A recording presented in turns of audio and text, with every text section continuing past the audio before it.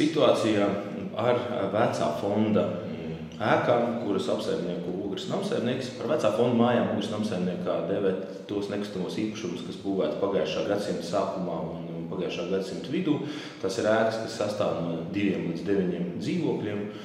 Un tad mēs veicam pastiprinātu ēkas nolietojumu izpēti šajā gadā, lai konstatētu, kāda ir tehniskā situācija konkrētajās ēkās. Tā aina šobrīd veidojās tāda, ka tur ir ļoti īsā laikā nepieciešama ļoti liela ieguldījuma. Tāpēc situācija ir sekojoša. Mēs esam sagatavojuši savus priekšlikumus dzīvokļu īpašniekiem ar salīdzinoši lielām investīcijām, kas ir nepieciešams tuvākajos gados, lai saglabātu šīs ēkas.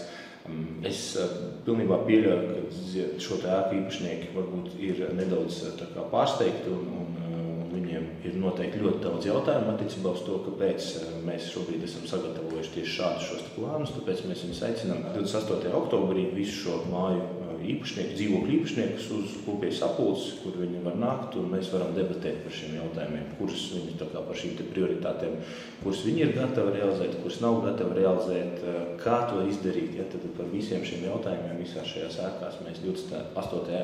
oktobrī varam izrunāt kopīgā sapulcē.